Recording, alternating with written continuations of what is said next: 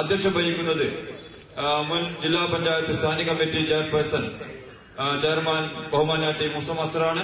അദ്ദേഹത്തെ ഞാൻ ഔപചാരികതയ്ക്ക് വേണ്ടി ഈ പരിപാടിയിലേക്ക് സ്വാഗതം ചെയ്യുന്നു. അതോടൊപ്പം തന്നെ ഈ പരിപാടിയിൽ നമുക്കിവിടെ വിശിഷ്ടാതിഥിയായി എത്തിച്ചേർന്നിട്ടുള്ളത് നമുക്കൊക്കെ സുപരിചിതൻ, പല പരിപാടികളും നമ്മുടെ നാട്ടിലും നമ്മുടെ സമീപ പ്രദേശങ്ങളൊക്കെ വന്നിട്ടുള്ള പ്രശസ്ത സിനിമ പിന്നണി ഗായകൻ കൂടിയായ Shri V T Murali sir അവരുകളാണ്. അദ്ദേഹത്തിന്റെ സാന്നിധ്യം ഈ സായാഹ്നത്തിൽ നമുക്ക് വളരെയധികം സന്തോഷം തരുന്നു. വാണിമേലിന് വേണ്ടി ഈ പ്രദേശത്തോടെ കൂടിയിരിക്കുന്ന നിങ്ങൾക്ക് വേണ്ടി ഞാൻ അദ്ദേഹത്തെ ഈ പരിപാടിയിലേക്ക് ഹാർദവുമായി സ്വാഗതം ചെയ്യാൻ നിയന്ത്രണം ഏറ്റെടുക്കാൻ ബഹുമാനായ മൂസ മാസ്റ്ററോട് അഭ്യർത്ഥിച്ചുകൊണ്ട് ഞാൻ അവസാനിപ്പിക്കുന്നു. നന്ദി, നമസ്കാരം. നിങ്ങളെ കളി ഇതിലെന്താ ന്യൂസ് കോൺഗ്രസ് സർവത്തെ കെട്ടാതിന്റെ ന്യൂസാ. നിങ്ങളെ രണ്ട് കെട്ടാകുന്നുണ്ടെങ്കിൽ ഇവിടെ കൊണ്ടുപോകുന്ന ഞാൻ കൊടുക്കും. നിങ്ങളെല്ലാം ഒറ്റക്കെട്ടായിരുന്നില്ല ഞാൻ പത്രത്തിലൊരു ന്യൂസേ അല്ലാതെ എനിക്ക് ഒരുപാട് ദേഷ്യം അന്ന് എനിക്ക് വന്നു. കാരണം അന്ന് എനിക്ക് അത്ര ഇതിനെപ്പറ്റി ഒരു വിവരം. പിന്നെ എനിക്ക് മനസ്സിലായി ജമാഅത്ത് എന്നതാ ശരി, ന്യൂസാണെങ്കിൽ അങ്ങനെ ആയിരിക്കണം. അപ്പൊ പിന്നെ ഈ ജമാൽ എന്ന് പറയുന്ന ഈ വ്യക്തികളുടെ ഒരു ഗുണം ഞാൻ കാണുന്നത് ഏത് പൊലച്ചക്കായാലും ഇല്ല, ഒരു ന്യൂസ് കൊടുത്താൽ അന്നേരം അത് എത്തേണ്ട എത്തും.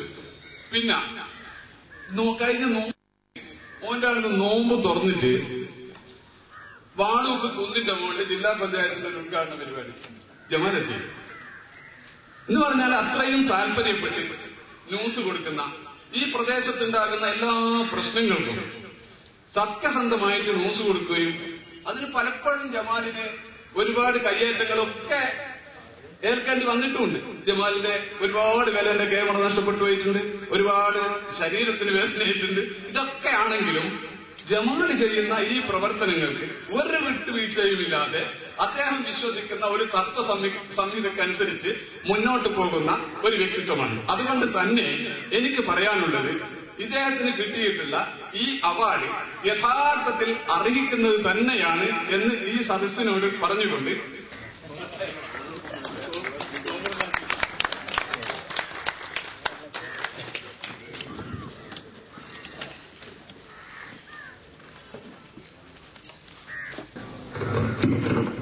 ശ്രീ മൂസ മാസ്റ്റർ,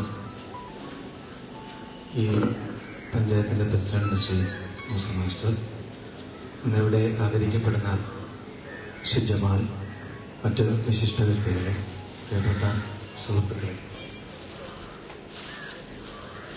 ഇങ്ങനെയൊരു ചടങ്ങിൽ യാദൃശ്ചികമായിട്ടാണ് ഞാൻ സംബന്ധിക്കുന്നെങ്കിലും എനിക്ക് വളരെയേറെ സന്തോഷം തോന്നുന്നു.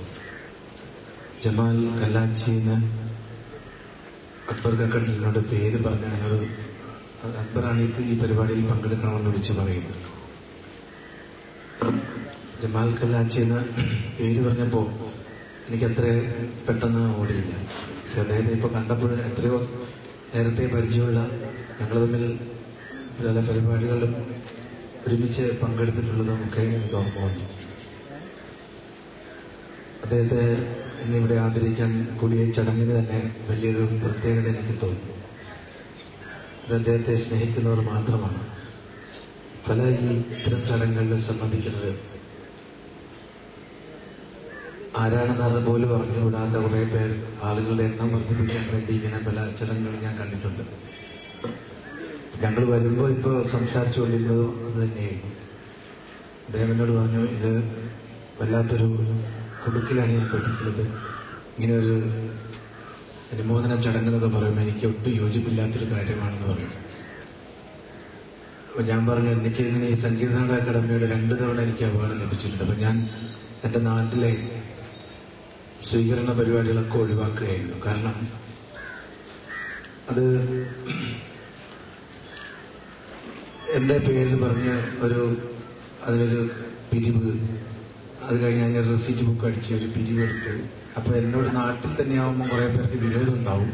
ആ വിരോധമുള്ളിടത്തൊക്കെ പിരിവ് പോകുമ്പോൾ അവരൊക്കെ വീട്ടിൽ പുള്ളിയാണെങ്കിൽ തരില്ല എന്നൊക്കെ പറയും. അങ്ങനെയൊക്കെയുള്ള പ്രശ്നങ്ങളൊക്കെ എന്നോട് ആർക്കൊക്കെ വിരോധം ഉണ്ടെന്നൊക്കെ ഈ കമ്മിറ്റിക്കാർക്ക് മനസ്സിലാവും. ഇതൊക്കെയാണ് അതുകൊണ്ട് സംഭവിക്കാൻ പോകുന്നത്.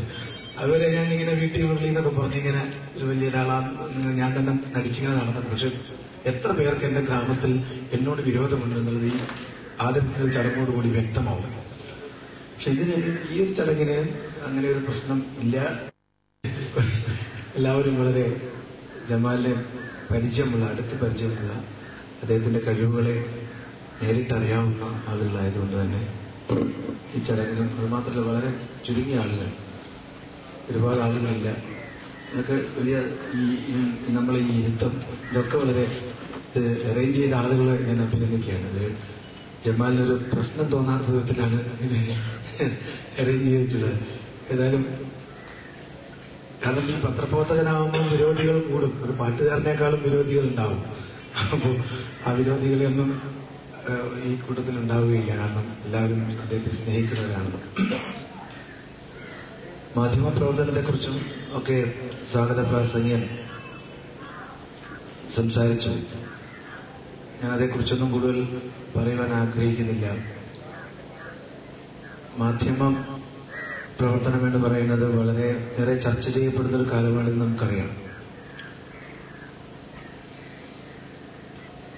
ഏറ്റവും അടുത്ത് വന്നിട്ടുള്ള ഇന്ത്യ അഭിമുഖീകരിച്ച ഏറ്റവും വലിയ അഴിമതി പ്രശ്നങ്ങളിൽ വരെ മാധ്യമപ്രവർത്തകനാണുള്ളത്. എനിക്ക് എപ്പോഴും തോന്നിയിട്ടുണ്ട്, വളരെ ഇന്ത്യയിലെ നമ്മൾ വളരെ വികസിച്ച ജനാധിപത്യമുണ്ടെന്ന് നമ്മൾ വിശ്വസിക്കുന്ന ഒരു രാജ്യത്ത് പലപ്പോഴും മാധ്യമപ്രവർത്തകരും മറ്റു ചില വ്യക്തികളുമൊക്കെ കൊണ്ടുവരുന്ന കേസുകളുടെ പിൻപറ്റിയാണ് പലപ്പോഴും നമ്മുടെ മുഖ്യധാര രാഷ്ട്രീയ പാർട്ടികൾ പോലും പ്രവർത്തിക്കുന്നത്.